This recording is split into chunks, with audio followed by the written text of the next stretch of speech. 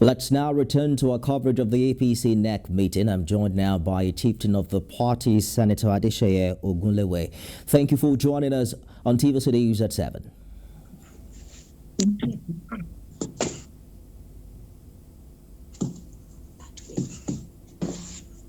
Senator Ogunlewe, if you can hear me, everyone is talking about how much it costs now to get the APC nomination form. 50 million naira for governorship aspirants and 100 million naira for presidential aspirants. Perhaps as a party member, you can help us understand why such exorbitant amount.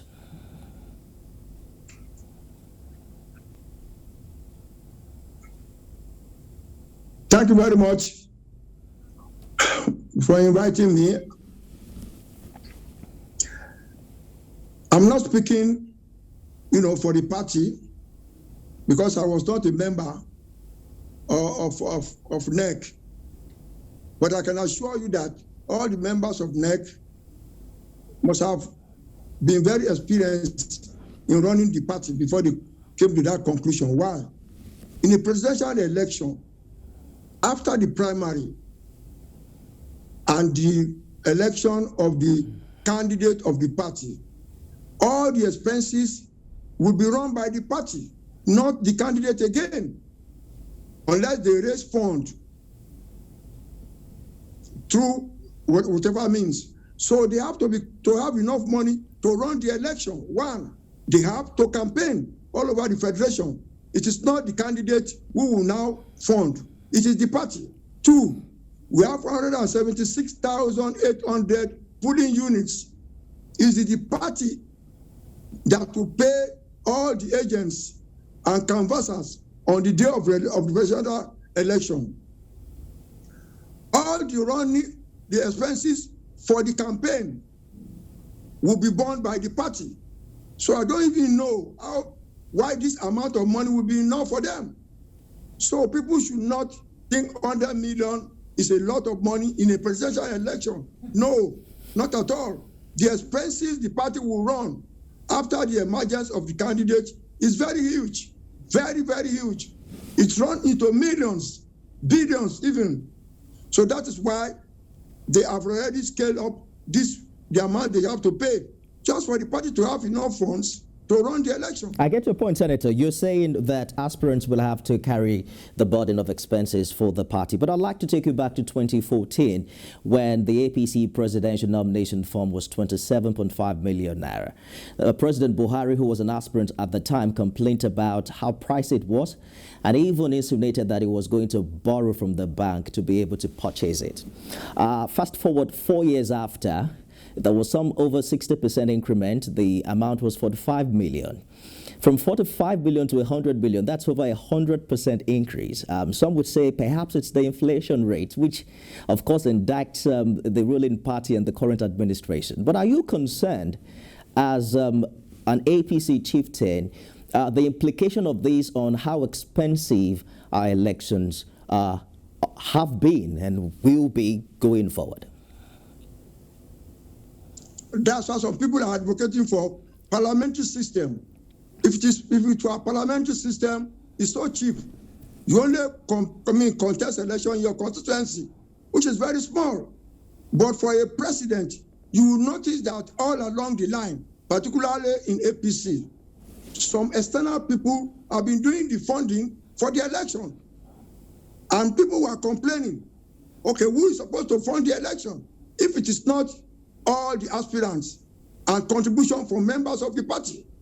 It's not a small amount of money that the party will be spending on the candidates after his emergence, because the candidate becomes the responsibility of the party. They cannot be asking him for money every time. They must make sure that they roll out the committee that will do the campaign for him. They must take over all his movements. They must take over all his expenditure. On the day of election, all the money they are going to pay must come from the purse of the party. It's a huge amount of money.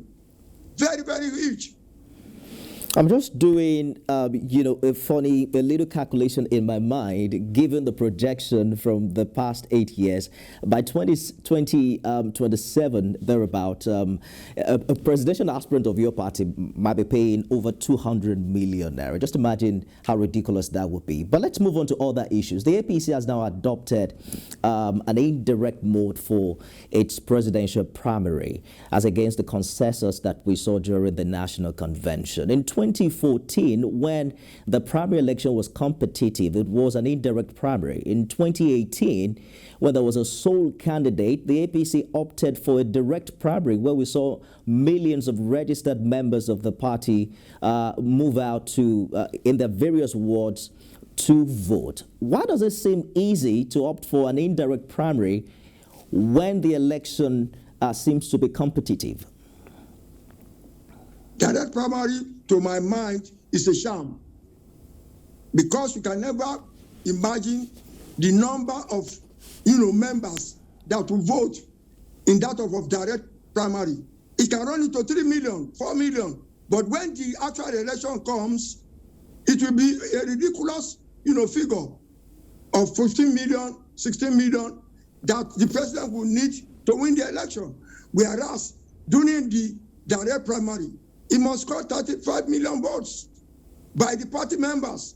So it doesn't depict a country as serious, where during the primary you score heavily, but during the actual election, the number is low.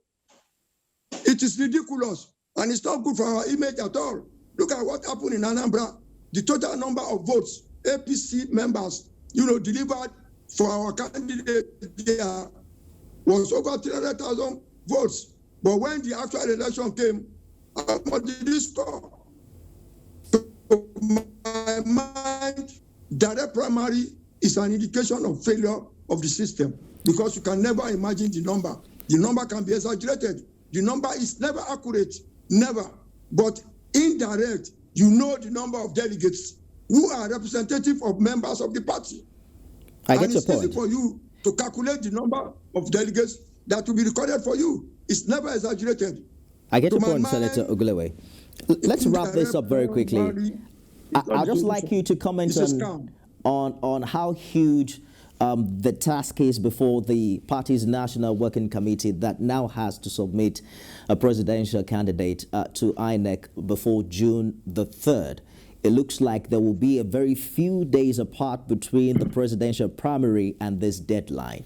What do you expect from this National Working Committee? Veterans. You don't need to worry. They are veterans in this assignment. They will establish so many committees, and they will work through the committees that will be reported to them. They have done it before. They have done it severally. There is no problem at all. They only want to shorten their reporting to the neck. They want to be fast, because the time is not on our side. So once they take a decision, they will eventually report to the neck, maybe after 90 days. But the time is so short to be reported to the neck every time. So they have to make sure that they work through the subcommittees. They run several committees that will do the job for them. And I can assure you they will do a job. We know the number of delegates per state. We know the number of the total delegates. We must be able to know how many delegates each candidate, each aspirant will score. Former Minister of Works and chieftain of the APC, Senator Adeseye Ogunlewe, thank you for talking to us tonight.